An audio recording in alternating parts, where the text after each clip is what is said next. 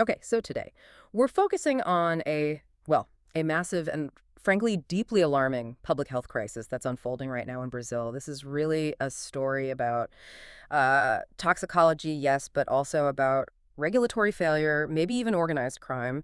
It's putting the whole system for industrial chemicals under this intense spotlight. We're diving into the danger of these adulterated spirits and the really deadly unseen threat of methanol. That's absolutely right. The severity, look, you really can't overstate how serious this is. We are tracking a major public health emergency. Basically, alcoholic beverages, they've been contaminated with methanol, and it's an industrial chemical, causes irreversible blindness, catastrophic organ failure, and sadly, far too many deaths already. So yeah, our mission in this deep dive is to really analyze the context of this abnormal, completely unprecedented surge in poisoning cases. We'll dissect the chemical science behind why it's so toxic, probe the logistics, the criminal side of how this could even happen, and detail the pretty aggressive response from the Brazilian government. Okay, let's try and unpack this then. Because the core issue is that a chemical, one that's strictly controlled for industrial use, I mean, definitely not for drinking, it somehow found its way into everyday drinks. Things like gin, vodka, whiskey, and across multiple Brazilian states, right? That's what's so alarming, the scale. The scale is exactly it. The numbers alone suggest something historic is happening. The Brazilian Minister of Health, he actually described it as unlike anything recorded in the nation's health history. Wow. So this isn't just a few isolated incidents like some bad moonshine somewhere. No, no. This appears to be systemic, it feels organized, and it's being treated at the federal level as a national crisis. That tells you how serious they think this breach is. Okay, so to really get why the alarm bells are ringing so loud in Brasilia, we need to start with the raw data. Let's look at the statistics that came out through October 2025. What do these numbers tell us straight away? Well, they reveal an immediate and frankly escalating crisis. The official count up to that point was 59 total cases notified, people getting sick after drinking these specific beverages. 59 notified. Okay. Yeah. And out of those, 11 cases were definitively confirmed through lab tests as methanol intoxication. Okay, so 11 confirmed poisonings. What about the others? The other 48, well, they're still under urgent investigation. Authorities are scrambling, really, to confirm the links, trace the contaminated products back to their source. And the geography of this is key too, isn't it? You mentioned it's not just one place. Exactly. It's centered, yes, but definitely not contained. São Paulo State, that's the clear epicenter. A staggering 53 of the notified cases are there. 53 in São Paulo alone. But then you see 5 confirmed cases reported way up in Pernambuco. That's a major state in the Northeast, thousands of kilometers away. Thousands, wow. Yeah, and there's also one suspected case down in the Distrito Federal, near the capital, Brasilia. So right away, that tells you the distribution network for whatever this is. It has a massive geographic footprint. This strongly suggests, a sophisticated logistics chain, not just some local problem. And behind these numbers, of course, is the human cost, the deaths. Precisely. And tragically, we have one confirmed death in São Paulo linked directly to this poisoning. But the fear is that the mortality count is going to rise quite sharply as these other investigations conclude. Right now, authorities are looking into 7 additional deaths, 5 more in São Paulo, and 2 in Pernambuco that they highly suspect are directly tied to this same outbreak. Now, someone listening just hears the number 59. Maybe it doesn't sound enormous in a country the size of Brazil, but we really need to pause and explain why 59 cases in what sounds like a pretty short period is actually a national catastrophe in their public health system. Why is this cluster just so abnormal? This is really the crux of it. It's utterly fascinating in a grim way. The Minister of Health, Alexandre Padilha, he used really strong language. He classified this as, and I'll use the Portuguese, diferente de tudo o que consta na nossa série histórica. It translates basically to different from everything that is in our historical series, or unlike anything we've ever recorded. Okay. And what does the historical record look like? To give you perspective, Brazil, on average, typically registers only about 20 cases of methanol intoxication in an entire year. 20.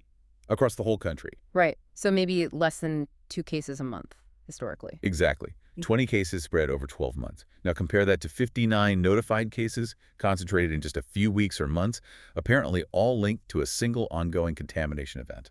That contrast is, it's statistically shocking. Yeah. And it points immediately to a major ongoing breach somewhere, either in the supply chain itself or maybe in the enforcement that's supposed to watch it. Absolutely.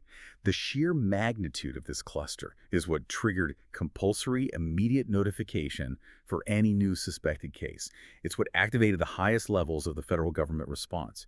It basically confirmed for them that the source or sources of this contamination are active, they're efficient, and they represent a profound immediate threat to public safety. It's evolving in real time. It strongly suggests that the system designed to prevent exactly this type of poisoning, well, it's been successfully exploited or bypassed on a scale they've just never seen before in Brazil. Okay, so the threat is this chemical, methanol. Now, for a lot of us, alcohol is just alcohol, right? Beer, wine, spirits, it's all ethanol, generally. But this is where it gets really interesting and terrifying. Methanol and the ethanol we drink, they're like chemical cousins, but biologically, they're worlds apart. We drink ethanol. So what exactly is methanol, sometimes called wood alcohol? And why is it so catastrophically deadly, even in small amounts? Well, chemically speaking, methanol is the simplest alcohol there is. It's just a single carbon molecule. Ethanol, the kind we drink, has a two-carbon structure, so structurally different right from the start. And crucially, methanol is purely an industrial chemical. Its uses are massive, which is why so much is imported, but it's absolutely never, ever intended for people to drink. It's used to make huge quantities of essential stuff: biodiesel fuel, formaldehyde, acetic acid, plastics, paints, solvents. Right. And you mentioned importing. That's critical here, isn't it? Unlike ethanol from sugarcane, which Brazil makes tons of domestically, the sources are clear. Brazil does not produce methanol itself. That is a key point, maybe even a vulnerability in the system. The entire national supply, 100% of it, is imported. And because it's so toxic and also volatile, its commercialization is very strictly regulated by a federal agency, the ANP. That's the National Agency of Petroleum, Natural Gas, and Biofuels. Okay, ANP. So they control it. They control the entire documented chain of custody. From the moment it lands at a port in Brazil, they track it, because it's classed as both a fuel and a chemical feedstock. So any breach in that documented chain, it isn't just a crime. It's a major federal regulatory breakdown. It means something got past multiple layers of oversight. So, okay, let's get to the biology. Why does our body react so differently, so violently to methanol compared to the ethanol in, say, a gin and tonic? Can you walk us through the mechanism? Because it explains why they call it a silent killer and why that delay in symptoms is just the deadliest part. Yeah, the main danger comes from how our body tries to metabolize it, to break it down. Both ethanol and methanol get processed in the liver, and they use the exact same enzyme to start the process. No. Alkyl dehydrogenase. Alcohol dehydrogenase. That's the same enzyme. Okay. The very same one. But here's the deadly difference. While ethanol gets broken down into relatively harmless stuff the body can handle, methanol gets transformed into incredibly toxic substances. It's a two-stage process. And the timeline. You said the symptoms are delayed. If someone doesn't even notice for maybe 12 hours, how effective can a public awareness campaign really be? Isn't that delay a huge built-in problem? It is. That's the tragedy, and it's what makes the response so complex. The poisoning process, it evolves deceptively. In that first phase, maybe up to 12 hours after drinking it, the symptoms are really vague. They dangerously mimic just being really drunk or having a bad reaction to alcohol. We're talking nausea, stomach pain, maybe intense dizziness, some confusion, because the concentration of the actual toxins, the nasty byproducts, hasn't peaked yet. The person just feels very, very sick or extremely intoxicated. So they might just, write it off. It was a bad night, or that drink is really cheap and nasty, or maybe just, wow, worst hangover ever. Exactly that. But meanwhile, inside, the clock is ticking fast towards irreversible damage. The really critical alarm stage, that usually begins somewhere between 12 and 24 hours after ingestion. 12 to 24 hours. What happens then? That's when the visual problems typically start to emerge. Things like blurred vision, maybe seeing spots or like looking through a snowstorm. Sometimes photophobia and extreme sensitivity to light. By the time someone realizes, hey, my vision is getting cloudy or things are blurry, that toxic metabolic process is already well underway. They need treatment, like, immediately. And if treatment gets delayed beyond that 24-hour mark, say closer to 48 hours? Then the risk of permanent catastrophic damage becomes acute, very high. This includes permanent, irreversible blindness. That's often the most immediate and devastating long-term outcome. But also seizures, convulsions, possibly slipping into a severe coma, and eventually life-threatening multiple organ failure. This comes from something called severe metabolic acidosis. Okay, let's dive into the why a bit more. What's actually happening inside the body after that initial 12 hours when the liver gets to work with that enzyme? Right, so the alkyl dehydrogenase enzyme takes the methanol, and its point step is converting it into formaldehyde. Formaldehyde, like embalming fluid. Exactly. Highly toxic in its own right. But the body doesn't stop there. It then rapidly converts that formaldehyde into the real killer, formic acid. Formic acid? Yes. And the problem is, formic acid builds up incredibly fast because the body just can't get rid of it quickly enough. This accumulation of formic acid creates that state I mentioned, severe metabolic acidosis.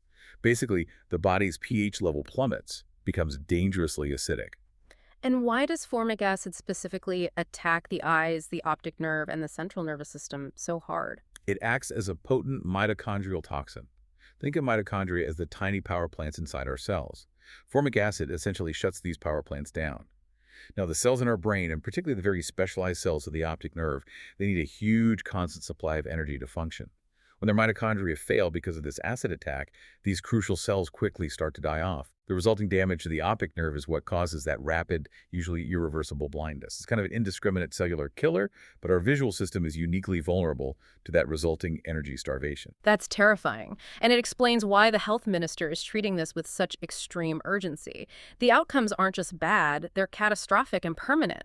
Okay, the biology makes the danger crystal clear, but the logistics, the criminal side of this, that raises even bigger, maybe scarier questions. So the immediate challenge for the federal police, the PIVA, is figuring out how this industrial chemical, this stuff that's 100% imported and supposedly tracked by the AMP, how did it bypass all those regulations and end up in bottles of gin and vodka on store shelves? How did that chain of custody just break? Well, the investigations are intensely focused on two main theories about how the contamination happened.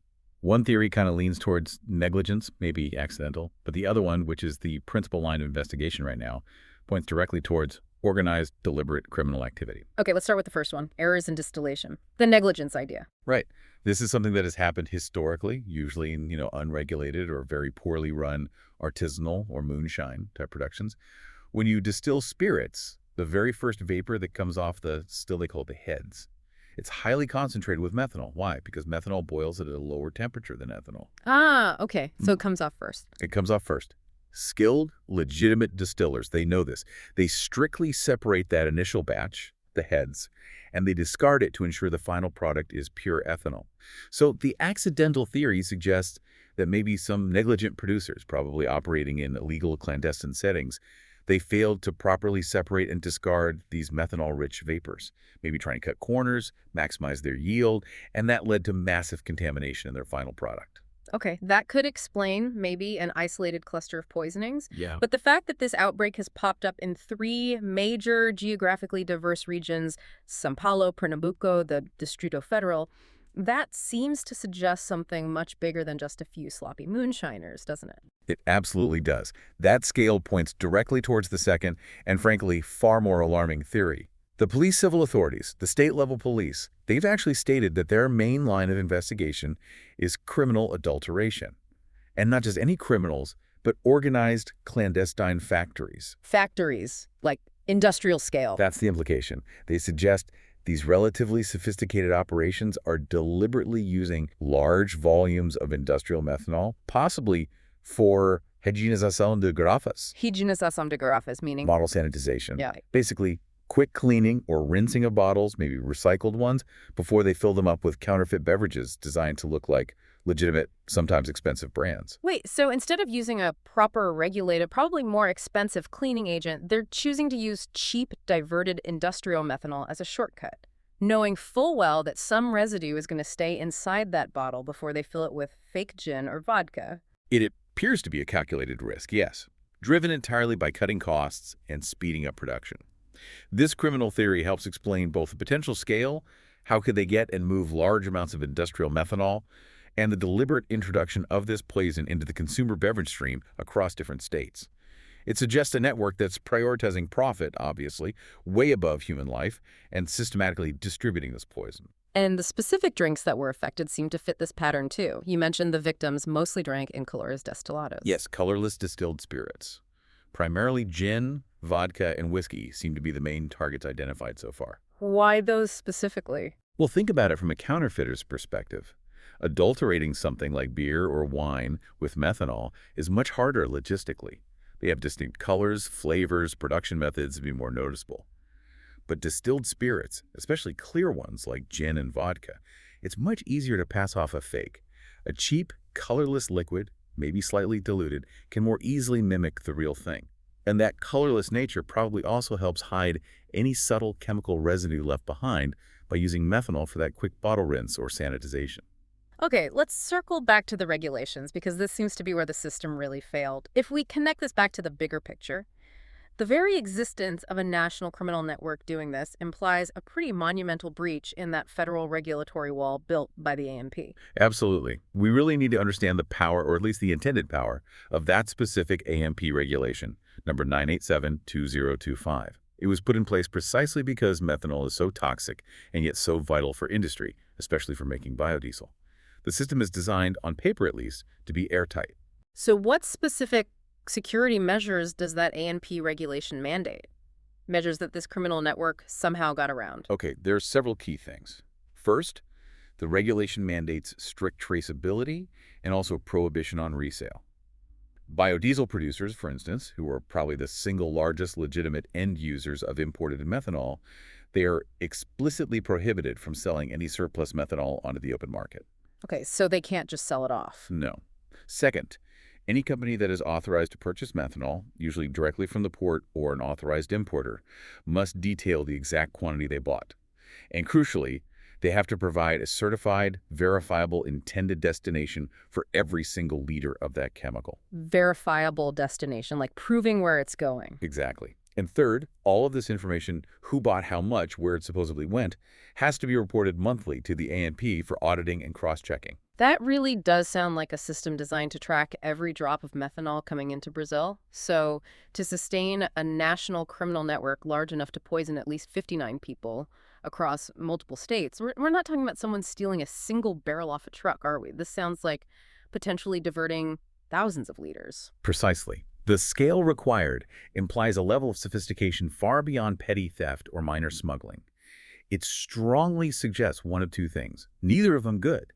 Either there's massive corruption happening within the authorized channels, maybe companies are falsifying those monthly reports to the ANP to cover up diverting huge volumes they bought legitimately, or there's an incredibly professional logistics and smuggling operation running in parallel, capable of somehow bypassing port security and federal oversight altogether. And the federal police calling it a Rede Criminosa Nacional, a Yeah. national criminal network. That suggests they suspect something pretty organized, right? It does. It suggests they believe this operation has multi-state logistical capabilities. It implies an organizational structure, the kind usually associated with major organized crime groups in Brazil. Okay, so this inevitably leads to speculation, but it seems logical based on the scale. When the federal police in Brazil investigate a sophisticated national criminal network, one capable of breaching highly regulated supply chains like this, managing multi-state logistics, does the suspicion automatically fall on groups like the PCC, the Primeiro Comando de Capital? Look, it's a logical deduction investigators are almost certainly considering, even if they haven't stated it publicly yet. You have to be careful not to jump to conclusions, but the profile fits. Groups like the PCC, they've evolved dramatically, right? From prison gangs to these huge transnational criminal enterprises. They manage incredibly complex logistics, drugs, arms, money laundering, controlling ports sometimes. They absolutely specialize in exploiting weaknesses in legitimate supply chains to make illicit profit. So, are they the only ones who could do this? Maybe not. But are they high on the list of suspects with the proven capability, the reach, the potential corrupting influence to pull off diverting industrial chemicals on this scale? Almost certainly. The investigation has to be tracking that rupture in the ANP's regulatory system. And that rupture, given the volume, strongly suggests the involvement of high-level organized crime. Crime capable of national coordination, maybe regulatory collusion, and the large-scale distribution needed to get imported industrial methanol from a port or factory into clandestine bottling plants, potentially thousands of kilometers away. So the investigation isn't just raiding the dodgy bottling plants then. It's looking much further upstream, trying to find where that ANP regulated flow actually broke down. Absolutely. That's critical. They have to be asking, was the methanol stolen directly from the ports? Was it diverted during transport from the port to a legitimate factory? Or, maybe more likely given the scale, did an authorized company legally purchase it, say, for biodiesel production, and then deliberately falsify its required monthly report to the ANP while secretly selling huge quantities of that chemical onto the black market? The sheer number of poisoning cases across different states really suggests those latter scenarios, the ones involving deliberate high-level deception, possibly corruption, are far more probable than just simple theft. Okay, the government's reaction to this, it clearly shows they're treating it as far more than just a local police matter. It's a multi-ministerial national emergency footing. Let's talk about the scale of the official response, starting with the federal police, the PF. Yeah, the government's response was pretty decisive, pretty comprehensive right from the start. The Minister of Justice, Ricardo Lewandowski, he personally ordered the federal police, the PRF, to open a formal inquiry, and specifically into this Rita Criminosa National, this suspected national criminal network responsible for the distribution. That order itself confirms they're treating this as large-scale, federal-level organized crime, not just isolated incidents. And the PF's actions immediately showed they were looking nationwide, right? They did. They launched immediate fiscalizations, basically, targeted raids and inspections. And crucially, these weren't just in São Paulo, the epicenter. They also hit suspicious businesses and potential factory sites down in Santa Catarina in the south, and also over in Minas Gerais in the southeast. This shows the PF is aggressively pursuing those multi-state production and supply links right away. They're coordinating advanced lab analyses too, trying to get a specific molecular fingerprint of the methanol found in the drinks, hoping they can trace it back. Maybe to a specific imported shipment or a specific point where the regulatory chain was breached. And coordinating something like this across different states, different agencies, that often takes time. How did they manage the immediate coordination? Well, politically, they recognized the need for speed. The government set up an extraordinary high-level sala de situação, which is basically a situation room or a war room to coordinate the national response. Who is in this situation room? It brought together key players, the Ministries of Health, Justice, and Agriculture, also ANVISA, that's Brazil's equivalent of the FDA, handling health vigilance, food and drug safety, and of course the relevant state-level secretariats were involved too. This multi-agency setup is vital because the crisis hit so many areas at once. Criminal justice with the PF, public health with ANVISA and the Health Ministry, and regulatory oversight involving the ANP and maybe agriculture too. So while the federal guys are hunting the criminals and coordinating nationally, the states are dealing with the immediate public safety fallout on the ground. Exactly. São Paulo State, being the hardest hit, formed its own critical task force. It pulled together their state secretariats of health, public safety, finance, and justice. And their immediate actions were swift. They shut down 9 establishments, bars, distributors suspected of handling or selling the contaminated products. They also seized over 1,000 bottles for forensic analysis by the labs. So they were focused simultaneously on stopping more poisonings and gathering evidence. Meanwhile, you saw other states, like Rio de Janeiro, even though they didn't have confirmed cases right away, they proactively launched these rigorous preventative inspection programs, checking bars, checking distributors, trying to make sure they didn't become the next epicenter. And the legal system is reacting too. You mentioned the Chamber of Deputies, Brazil's lower house of Congress, fast-tracking a law. Yes, they approved urgency for a legislative project that would reclassify the act of falsifying beverages, specifically using harmful substances like this, as a crime hediondo. Crime hediondo. What exactly does that mean in the Brazilian legal context? It's a very significant legal category. It translates roughly to a heinous crime. It's reserved for the absolute most severe offenses in their penal code, things like aggravated murder, kidnapping for ransom, torture, terrorism. So by potentially elevating beverage falsification with lethal chemicals to this level, the legislature is sending a really unambiguous signal. They're saying this specific type of organized commercial fraud, because of its deadly intent and lethal consequences, should be treated with the same severity as premeditated murder. Wow. Okay, so law enforcement, legal changes, but the most immediate life or death priority has to be treating the people already poisoned. This brings us back to the biochemistry and those critical life-saving treatments you mentioned. Absolutely. Treatment has to be fast. As we discussed before, the whole key is blocking that enzyme, the alkyl deshydrogenase, before it gets a chance to convert the methanol into that deadly formic acid. Right.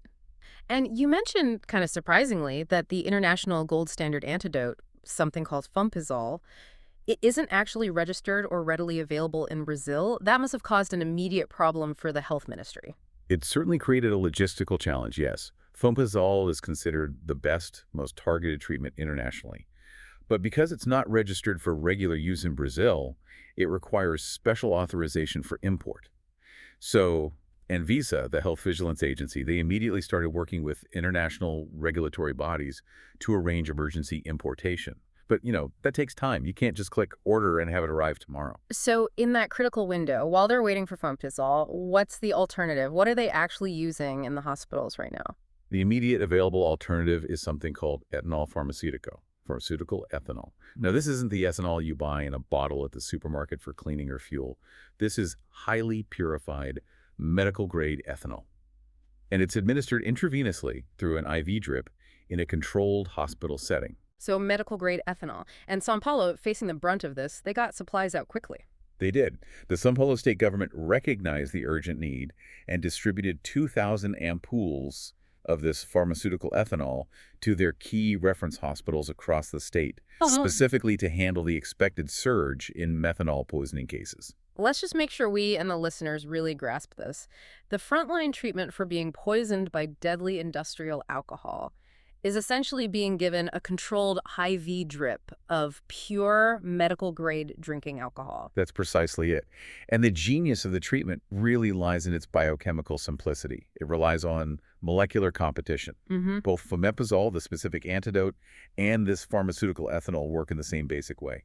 They block that key enzyme, the alkyl deshydrogenase. How do they block it? Well, the enzyme actually has a much higher affinity it prefers, basically to bind with ethanol rather than methanol. So when you flood the patient's system with this high concentration of pharmaceutical ethanol via IV, you create a sort of metabolic traffic jam.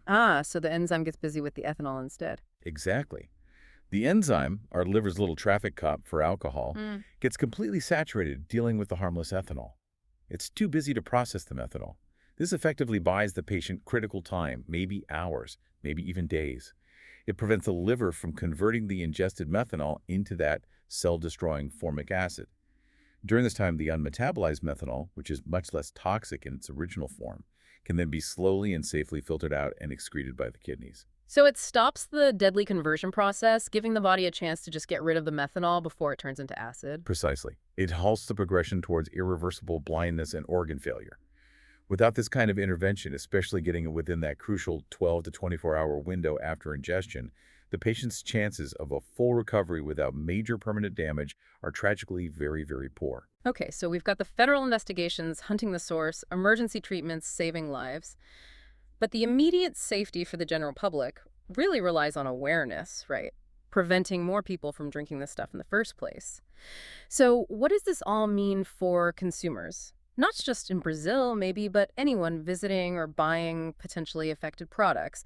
The Ministry of Health has put out some very explicit recommendations. Yes, and the core message of their public awareness campaign really focuses on two things: verification and suspicion. Because the main targets seem to be these colorless spirits, which are relatively easy to counterfeit, the public absolutely must exercise extreme vigilance. They need to be really careful about the provenance, the origin of any distilled alcohol they consume. Okay, let's break down those consumer rules. What's the fundamental advice? The number one rule is avoid consuming distilled spirits of procedencia duvidosa. That means dubious or unknown origin. Practically speaking, this means buying alcohol only from reliable, verifiable places. Think major supermarkets, well-known liquor store chains, reputable retailers, not necessarily the corner kiosk or an itinerant street vendor where the supply chain might be murky. And price is a big clue too, right? A huge one. Authorities are explicitly warning people. Be extremely wary of any alcoholic beverage being sold at an abnormally low price. If that bottle of brand-name gin is suddenly half the price you'd expect, that is a massive red flag. You should treat it as potentially lethal until proven otherwise. Don't buy it, don't drink it. Good advice. There's also a more personal safety angle in the recommendations. Avoid accepting drinks from strangers. Absolutely. Especially in busy environments like bars or parties. If you're unsure where the bottle came from, or if the drink was poured from a container you didn't personally see opened, the safest bet is just to refuse it. When you're dealing with a colorless poison that initially just makes you feel drunk, caution is really your only reliable defense. Now, businesses also have a huge role to play here, right? Bars, restaurants, distributors, they're kind of on the front line of breaking this criminal supply chain. What are the instructions for them? Yeah, they have a significant responsibility. They're being tasked with maintaining a secure chain of custody for the alcohol they sell. Businesses must confirm the provenance, the origin, of their stock. They need to ensure they're buying beverages safely, directly from authorized and legitimate distributors only. And crucially, they're being told they must maintain meticulous traceability records. They need to know which batch number came from where, and ideally keep samples of every lot they purchase. Why the samples and records? For liability? Partly for liability, yes, but it's also vital for the investigation. Those records, that paper trail, it's crucial for the federal police. It allows them to track contaminated products backward, hopefully leading them to the clandestine factory or the point where the methanol was diverted from the legitimate ANP system. And what if a bar owner or manager suspects a problem? Maybe a customer gets unusually sick or a bottle smells off. What's the protocol then? The instructions are clear. They must immediately stop selling any product they suspect might be contaminated. And, crucially, they need to preserve all the physical evidence. That means securing the specific bottles in question, keeping the labels intact, saving the boxes they came in, and obviously preserving any remaining liquid. That physical evidence is forensic gold for the PF investigators. It lets them confirm the contamination chemically and helps them piece together the puzzle to dismantle this national criminal network. Okay, finally, let's just quickly reiterate those critical life-saving symptoms again. Given how tricky those first 12 hours are, when does someone absolutely need to be rushed to a hospital? Right, the really critical phase is typically between 12 and 24 hours after drinking the contaminated beverage. If someone experiences persistent, unusually severe drunkenness that just won't go away, or severe continuous nausea or vomiting, maybe an intense crushing headache that's different from a normal hangover, significant gastrointestinal discomfort, confusion or disorientation, and especially the most definitive warning sign, any alterations in vision, blurring, seeing spots, cloudiness, sudden sensitivity to light, any of those demand immediate medical attention. Go straight to an emergency room. Because those symptoms, the headache, the vision problems, that's the literal sign of the formic acid building up and attacking the central nervous system, attacking the optic nerve. That's exactly what it is. It's the physical manifestation of that toxic process reaching a critical stage. And the good news, if there is any, is that because methanol intoxication is now a compulsory immediate notification event across all Brazilian hospitals, the medical staff are trained and primed. They know to look for these specific signs, and they know to begin that competition treatment with pharmaceutical ethanol immediately. That rapid response maximizes the chances of saving the patient from that irreversible, life-altering damage. #outro. So this crisis unfolding in Brazil, it's just a sobering and incredibly complex situation. You've got this devastating, immediate public health emergency happening, and layered right on top of it is this highly sophisticated criminal investigation. An investigation targeting the massive, systematic diversion of a chemical that's supposed to be under strict 100% import control. It's really a stark story of how organized crime can potentially exploit the very regulatory systems designed to protect industry, and in doing so, turn an essential chemical feedstock into a widely distributed, deadly poison. It really is. And this raises some important, maybe uncomfortable questions for future security and national regulation in Brazil, questions that probably extend far beyond just alcohol or methanol. Think about it. Given the strict controls, the compulsory ANP reporting detailing exactly who buys how much methanol and where it's supposedly going, the sheer scale of this criminal network strongly suggests a very sophisticated level of systemic regulatory bypass. Whether that's through bribery, corruption, complex document fraud, somehow the system was beaten. So the true depth of the challenge here isn't just finding and dismantling the clandestine factories bottling the fake gin and vodka. It's actually securing the entire highly controlled national supply chain for these vital industrial chemicals. How do you prevent further diversion into dangerous black market operations? Right. The focus shifts now, doesn't it? From just emergency treatment to deep enforcement and probably some serious tightening of those regulations and how they're enforced. And considering, as you said, methanol is used legitimately in huge volumes for making biodiesel all across Brazil, it leaves us with a pretty provocative thought for you, the listener. Just how vulnerable might other crucial regulated industrial sectors be? Sectors may be involved in energy, manufacturing, other chemicals. How vulnerable are they to having their necessary controlled supplies diverted by high-level organized crime into dangerous illicit markets? That fundamental supply chain security challenge, that's really what Brazil is grappling with as it tries to track this lethal contamination all the way back to its source. Thank you for joining us.